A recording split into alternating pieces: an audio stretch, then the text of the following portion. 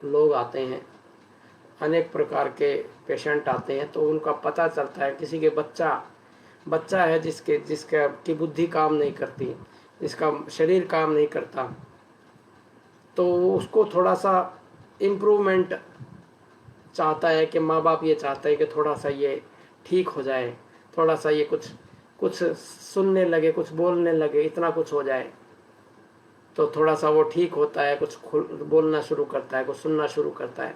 फिर माँ बाप चाहते हैं कि कुछ और आगे इसमें तरक्की हो, कुछ अपने लायक कुछ काम करना शुरू कर दे, कम से कम हमारे ऊपर इतना बर्डन, इतना बोझ ना रहे। फिर वो थोड़ा सा इतना भी शुरू कर देता है, तो और भी चाहता, माँ बाप चाहते हैं कि थोड़ा सा पढ़ लिख ले अब ये, तो थोड़ा बहुत पढ़ भी लिख, जिसके पास थोड़ा सा पढ़ लिख लेता है तो उसके बाद सब चाहता है कि कोई अच्छा जीनियस हो जाए ये, और थोड़ा सा आगे भी बढ़ लेता है। फिर और आगे चाहते हैं माँ बाप के इसको जो है कुछ और आगे कुछ चीज़ें मिले और ज़्यादा इसमें तरक्की हो। यहाँ ये जीवन ऐसा है, इस जीवन में कभी भी आपको संतुष्टि नहीं मिलेगी। जहाँ भी आप हैं वहीं से कुछ ना कुछ आपको चाहिए। आप मन की तरफ देखते नहीं हैं, इसलिए सारी परेशानी है। जिस दिन आप मन की तरफ देख लेंगे उस दिन आपको ये पता चलेगा कि मन तो कभी संतुष्ट होगा ही नहीं। कुछ भी मिल जाए संसार में, मन कभी संतुष्ट नहीं होगा। इसका स्वभाव ही नहीं है संतुष्ट होने का, तो कैसे संतुष्ट होगा? संतुष्टि का स्वभाव जिसका हो वही तो संतुष्ट होगा। कुछ भी मिल जाए आपको, कुछ भी मिल जाए, उसमें मन संतुष्ट नहीं होता। हमारे मामा जी ने एक बात कही, बड़ी काम की बात मुझे लगी वो, हालांकि वो मजाक में कह रहे थे। कहते कि जिनको नकार देखने की आदत होती है, जिनको दोष देखने की आदत होती है, वो ताजमहल में भी दोष देख लेते हैं। ताजमहल जो है, कहते हैं 8वां अजूबा है संसार का, उसमें भी दोष देख लेते हैं, उसमें भी नाम निकाल देते हैं कि ये तो, इसमें तो ये कमी है, कमी निकाल देते हैं। अर्थात मन कभी संतुष्ट होता ही नहीं। कुछ भी मिल जाए, कि कैसा ही भी मिल जाए, आपको संतुष्ट होगा ही नहीं, क्योंकि उसका स्वभाव ही नहीं है संतुष्ट करने का। और आप जन्मों जन्मों से एक ही काम करना चाहते हैं कि मन को संतुष्ट करना चाहते हैं। असंतुष्टि किस बात की है? असंतुष्टि सिर्फ इस बात की है कि आप मन को संतुष्ट करना चाहते हैं, कुछ और चाहते हैं, जो नहीं है वो चाहते हैं आप। और ये मन का स्वभाव है कि जो हमारे पास है उसको देखता ही नहीं, जो हमारे पास नहीं है उसको देखता है। मन कभी आपको संतुष्ट होने ही नहीं देगा। इसलिए मन का बहुत बारीकी से ध्यान रखना पड़ेगा। साधक मन के ही कारण साधना छोड़ बैठते हैं, साधक मन के कारण ही सारी बीमारियों में घिर जाते हैं। मन ही एक ऐसा राक्षस तुम्हारे पीछे लगा हुआ है जो कभी तुम्हें जीने नहीं देता, हमेशा तुम्हें टांगे रखता है, हमेशा तुम्हें असंतुष्ट रखता है, हमेशा भूखा रखेगा, प्यासा रखेगा। सामने भोजन रखा हुआ है वो कभी देखता ही नहीं मन, सामने पानी रखा हुआ वो कभी मन देखता ही नहीं। उसको लगता है कि ये तो थोड़ा सा है, वो तो पूरी जिंदगी पड़ी है, थोड़े से पानी से कहा कैसे काम चलेगा, ये थोड़े से भोजन से कैसे काम चलेगा, ये तो पूरा जीवन पड़ा है हमारा। तो तुम इस थोड़े से भोजन तो करो, थोड़ा सा पानी तो पियो, कल का मिल जाएगा, कल फिर मिल जाएगा। ये ही प्रक्रिया हमारे मन की है। हमें कभी भी मन पूरा देखने नहीं देता, थोड़ा देखने देता है। एक कथा मुझे याद आ गई। एक आदमी ने बड़ा तप किया भगवान शंकर का,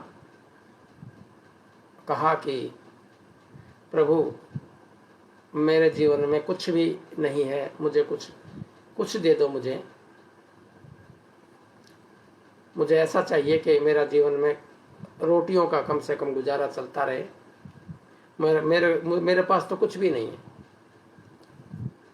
तो भगवान शंकर ने कहा कि जितना तुम्हें चाहिए उतना तुम्हें मिलेगा, परंतु तुम्हारी किस्मत में कुछ नहीं है।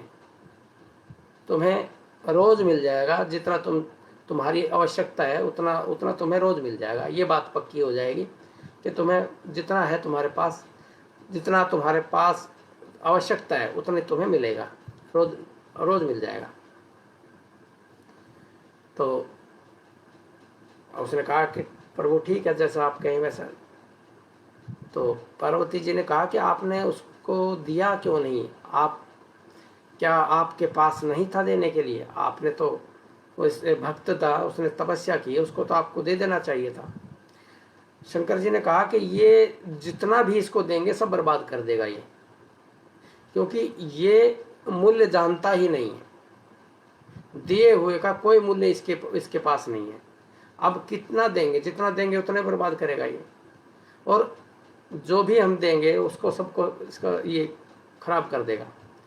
इसको स्वयं करने दो, अपनी बुद्धि से चलने दो, इसको अपना एक्सपीरियंस, अपना अनुभव करने दो, तभी बात बनेगी। वो उसको रोज़ जब भी वो सुबह उठता, रोज़ उसको 1 किलो खाना मिल जाता, 1 किलो अनाज मिल जाता। रोज़ जब भी वो उठता 1 किलो अनाज उसको मिल जाता। तो उसने क्या किया कि वो 1 किलो अनाज मिल जाता तो उसने वो आधा अनाज कूट अपना पीस लेता, उसका खाना वाना बना लेता, और आधा अनाज वो बांट देता। फिर अगले दिन मिलता तो उसने आधा अनाज खाने के लिए आधा अनाज बांट देता, आधा अनाज खाता, आधा बांट देता। और फिर उसके धीरे धीरे धीरे धीरे उसके अंदर समृद्धि आने लगी, समृद्धि आने लगी, अपने आप ही चारों तरफ से उसकी समृद्धि आने लगी। फिर वो कुछ काम करने लगा, कुछ काम करने लगा, लोग उसको, क्योंकि वो बांटता तो उसको बदले में भी चीज़ें मिलती, जितना वो बांटता उतनी और ज़्यादा मिलती। ऐसे करते करते करते करते अच्छा समृद्ध व्यक्ति हो गया वो। फिर एक बार भगवान शंकर वहाँ से गुजर रहे थे, पार्वती जी भी साथ में थी। उसका अच्छा बड़ा महल सा देख के पार्वती जी ने कहा कि भगवान, आपने तो कहा था इसकी किस्मत में कुछ भी नहीं, बर्बाद कर देगा, देखो उसने तो बहुत कुछ बना लिया। शंकर जी बोले कि इसको ये बात समझ में आ गई कि जितना है उसी में गुजारा करना है, उसी को खाना है, उसी को देखना है, उसी को पहनना है, उसी को ओढ़ना है, ये बात समझ में आ गई। और जो बाकी बचा हुआ है उसको यूटिलाइज करना है सही ढंग से, सही ढंग से उसका उपयोग करना है, बचे हुए का उपयोग सही ढंग से करना है। तो जो धन है वो 3 तरह से उपयोग में आता है। या तो उसका भोग कर लो, अच्छी अच्छी गाड़ियाँ ले लो, बड़ा मकान बना लो, शराब पी लो और दुनिया भर का, या तो उपभोग कर लो, भोग लो धन को, या बीमारियों में लगा दो, या पाप कर लो। 3 तरह से उपयोग हो सकता है धन का। पुण्य कर लो, अच्छा कर्म कर लो, भोग लो, बीमारियों में लगा दो, या गलत काम कर लो, कुछ भी करो आप, आपके हाथ में है कि क्या करते हो। तो भगवान ने कहा कि ये समझ आ गया उसको, मैंने कहा था कि इसको अपना एक्सपीरियंस करने दो, आप अपना अनुभव इसको करने दो, तभी बात बनेगी। तो उसको अनुभव हुआ और वो आज समृद्ध है, खुश है, आनंदित है।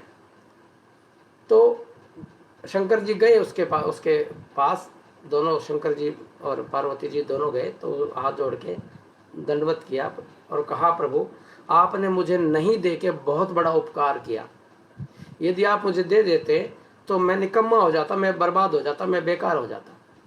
तो आपने जो मेरे साथ किया, ये बहुत बड़ा उपकार किया आपने मेरे साथ, कि मुझे पता चले, एक्सपीरियंस हो, मुझे अनुभव हो इस संसार का, कि संसार काम कैसे करता है, यहाँ किस प्रकार से चीज़ें काम करती हैं, किस प्रकार से हमें इस संसार में जीना चाहिए। तो ये चीज़ें हमें कौन बताएगा? ये चीज़ें हमें महादेव कौन है, शंकर कौन है? गुरु, गुरुर ब्रह्मा गुरुर विष्णु गुरुर देव महेश्वरा। महेश्वर कौन है? शंकर है, भगवान है, वो गुरु हैं। तो गुरु क्या करते हैं? गुरु आदमी को रास्ते पे, मार्ग पे लाना चाहते हैं। तो यही एकमात्र उपाय है हमारे जीवन में, जो हमें समझाता है कि वास्तव में हमें क्या करना है और क्या हम कर रहे हैं। तो बड़े बड़े लोग, बड़े बड़े संतों ने बड़ी बड़ी चीज़ें हमारे जीवन में बदलाव, परिवर्तन लाने के लिए कही हैं। मलुकदास जी कहते हैं, इस जीवन का गर्व क्या, कहाँ देह की प्रीत। इस जीवन का गर्व क्या, कहाँ देह की प्रीत, बात कहते ढह जात है, बात कहत रह जात है बारू किसी भीत, एक क्षण लगता है ये जीवन का जाने के लिए। तो देह का क्या गर्व करना है, और जीने का क्या गर्व करना है, देह का क्या अभिमान करना है। तो हमें इस संसार में जो मिल रहा है, जो है हमारे पास, बहुत बड़ा है। हमारे पास बहुत बड़ा है। क्या है बहुत बड़ा? गुरु का ज्ञान है हमारे पास। सबसे बड़ा इस संसार की सबसे बड़ी पूंजी है गुरु का ज्ञान। ये हमारे पास एक श्रृंखला है गुरुओं की, श्रृंखला से हमें मिला है। मैं चाहता हूँ कि सारे साधक इस बात को समझें कि इस संसार में यदि हमारे पास सबसे बड़ी कोई वस्तु है तो है गुरु ज्ञान। तो गुरुओं का जो ज्ञान हमें प्राप्त हुआ है उसका आप मूल्य नहीं लगा रहे हैं। अभी आप समझ रहे हैं कि ये तो ऐसी ही चीज़ें, ये तो व्यर्थ की चीज़ें। परंतु एक ही चीज़ इस संसार में हमारे लिए है, वह है गुरु ज्ञान। और गुरु ज्ञान ही एकमात्र उपाय है इस संसार भव सागर से पार होने का। यहाँ तो कीड़े मकोड़ों की तरह पैदा होती है जनसंख्या, और कीड़े मकोड़ों की तरह दुख पा पा के पैदा होती है, दुख पा पा के मरती है। आप भी उसी संसार के हिस्से बनना चाहते हैं तो दुख पाए जाए, और इस संसार को गालियां देते रहो, दूसरों को गालियां देते रहो, खुद को गालियां देते रहो और मर जाओ। कीड़े मकोड़ों की तरह बच्चे पैदा करो, कीड़े मकोड़ों की तरह खुद पैदा हो गए और कीड़े मकोड़ों की तरह मर जाना है। परंतु गुरु जो ज्ञान देते हैं उसका कोई उपाय नहीं, इससे अच्छा कोई हिसाब किताब नहीं है, इससे अच्छी कोई बात नहीं है कि गुरु का ज्ञान हमें मिले और हमें आगे का मार्ग प्रशस्त हमारा हो जाए।